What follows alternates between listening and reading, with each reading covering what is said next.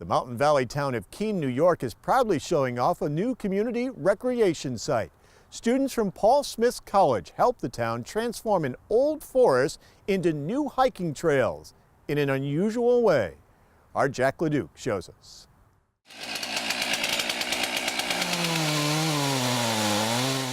The piercing whine of a chainsaw, operated by a Paul Smith College forestry student, sliced its way into the trunk of a tree as the public anxiously awaited for it to crash to the ground. We have time now to say, hey, is everybody ready? Are we feeling safe? Is there anybody downrange? Obviously there's not, and so now it's gonna drop when he wants it to. This was all part of a forestry project as big as All Outdoors and sponsored by the Town of Keene. A highways beautification grant helped finance it. The purpose? To thin out old forest and create hiking trails with a vista of the high peaks.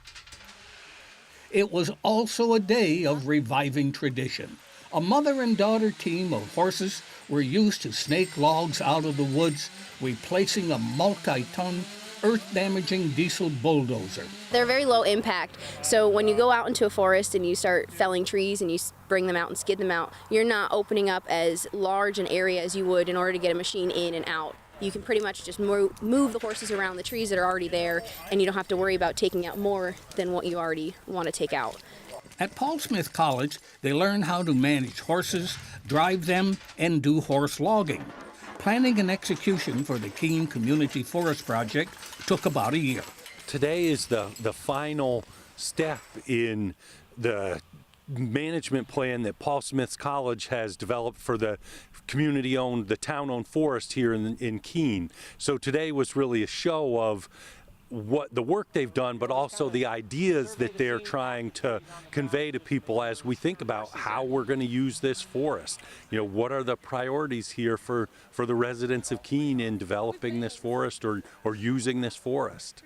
Earlier in the day, talks introduced the public to planning methods used and what the results would yield. Recreation was the #1 use the town residents wanted for the forest. Residents also wanted to strengthen the life of the forest, which the agenda included.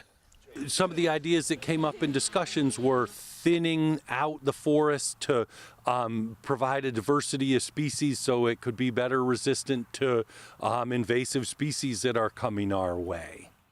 The area here is commonly known as Marcy Field. It comprises about 100 acres, boasting a small airplane runway, a summer farmer's market, and hiking trails into the mountains. Fallen trees were skidded to a portable sawmill and milled into lumber on the spot. This is a portable sawmill, and they're not uncommon today. Some people who are building a home will bring a sawmill like this in, cut the trees down, mill them, and then take the same logs, never having left the property, and build their home.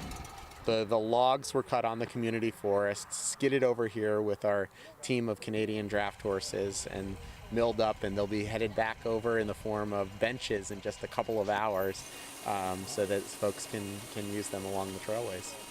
Some seniors from the Keene Valley High School also helped with the community forest. I learned how to use the girth measuring tape on the trees, and that was pretty interesting. Also, just like the maps and plotting out the data collection was really interesting for how they collect samples of the trees and assess health and everything like that.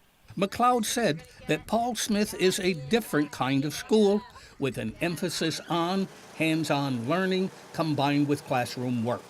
Projects like the Keene Community Forest are a good example of what students have learned, leaving 2 rural communities better off for it.